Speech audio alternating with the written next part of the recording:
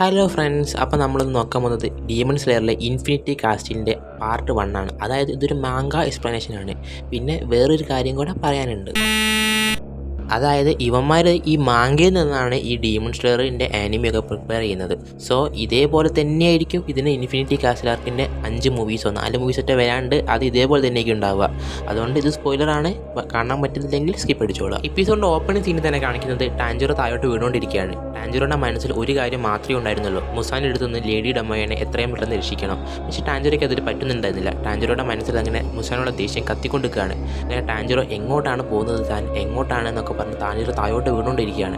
പെട്ടെന്നാണ് ടാഞ്ചറോനെ പെട്ടെന്നൊരു കൈ വന്ന് എടുക്കുകയാണ്. അത് വേറെ ആരുമല്ല, നമ്മുടെ ഗിയോ ആണ്.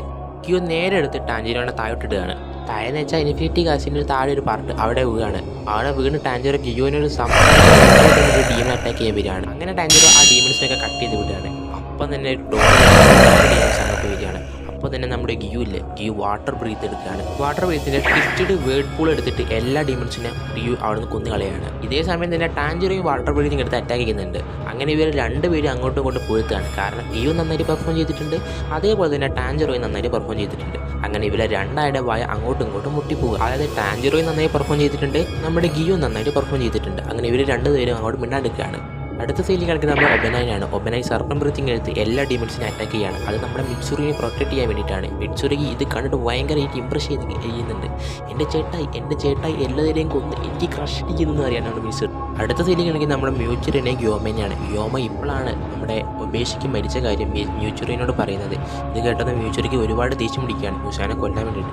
കാരണം മ്യൂച്ചുറിൻ്റെ രണ്ടാം അച്ഛൻ്റെ ഒരു സ്ഥാനം നൽകിയ ഒരാളായിരുന്നു ഒബേഷിക്. അദ്ദേഹത്തിനെ കൊന്ന മ്യൂസാനെ തീർത്ത് കളയാനാണ് മ്യൂച്ചുറോ തീരുമാനിക്കുന്നത്. കാരണം തൻ്റെ ബ്രദറൊക്കെ നഷ്ടപ്പെട്ട ശേഷം മ്യൂച്ചുറോയ്ക്ക് ഇതൊരു ആശ്വാസമായത് ഈ ഉപേക്ഷിക്കുകയായിരുന്നു, തന്നെ നോക്കിയതൊക്കെ. അതുകൊണ്ട് തന്നെ മ്യൂച്ചുറോയ്ക്ക് ഒരുപാട് കലിപ്പാവുകയാണ്. നീ പേടിക്കണ്ട, എല്ലാവരുടെ മനസ്സിൽ ഇത് തന്നെയാണ് കലി, എനിക്ക് അവനെ തീർക്കണമെന്നുണ്ട് എന്ന് യോമെ പറയുകയാണ്.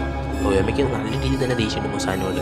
അടുത്ത സൈഡിലേക്ക് നമ്മുടെ സനമിനെയാണ്. സനമിൻ കരഞ്ഞുകൊണ്ടിരിക്കുകയാണ്. എനിക്ക് അദ്ദേഹത്തെ രക്ഷിക്കാൻ പറ്റിയിട്ടില്ലല്ലോ, ഞാൻ ഇനി എന്ത് ചെയ്യുമെന്ന് പറഞ്ഞിട്ട്. അപ്പോൾ അവൻ്റെ അടുത്തേക്ക് വരുന്ന എല്ലാ ഡീമൺസിനെയും പിൻ ബ്രീത്തിങ് വെച്ച് കട്ട് ചെയ്ത് വിടുകയാണ്. അടുത്ത സീനിൽ കാണിക്കുന്നത് നമ്മുടെ ഇനോസിക്കേനെ ഗെന്നേനെയൊക്കെയാണ്. സെനിറ്റ്സു ആരെ തപ്പിപ്പോകാൻ സെനിറ്റ്സു പറയുന്നുണ്ട് അവൻ തന്നെ, അവൻ്റെ സൗണ്ട് എനിക്ക് ഇവിടുന്ന് കേൾക്കാം, ഞാൻ ഉറപ്പായിട്ട് അവനെ കൊല്ലും, അവൻ തന്നെയായിരിക്കും ഇതിൻ്റെ കാരണക്കാരെന്ന് പറയുകയാണ്. അതായത് സെനിറ്റ്സു ആരെ തപ്പിപ്പോവുകയാണ്. ഒരു ഫൈറ്റ് ഇവിടെ നടക്കാനുള്ള സാധ്യതയുണ്ട്. അടുത്ത സീനിൽ നമ്മുടെ ഷിനോബുവിനെയാണ്. ഷിനോബ് നേരെ വന്ന് ഒരു ഡോർ ഓപ്പൺ ചെയ്യാണ്. ഡോർ ഓപ്പൺ ചെയ്തപ്പോൾ ഒരുപാട് പെൺപിള്ളേരെ കൊന്നിട്ടിരിക്കുകയാണ് ഒരു ഡീമൻ. ആ ഡോർ തുറക്കുന്ന അനക്കം കിട്ടിയത് അവൻ തിരിഞ്ഞു നോക്കുകയാണ്. അത് വേറെ ആരുമായിരുന്നില്ല, അപ്പർ റാങ്ക് കിട്ടുമായിരുന്നു. ഇത് കണ്ട് ഷിനോബു ആകെ ഷോക്കായി നിൽക്കുകയാണ്. അതോടെ ഈ ചാപ്റ്റർ ഇവിടെ തീരുകയാണ്. അടുത്ത ചാപ്റ്ററിനായിട്ട് നിങ്ങൾ വെയിറ്റ് ചെയ്യുക. അതുവരെ ടാറ്റാ.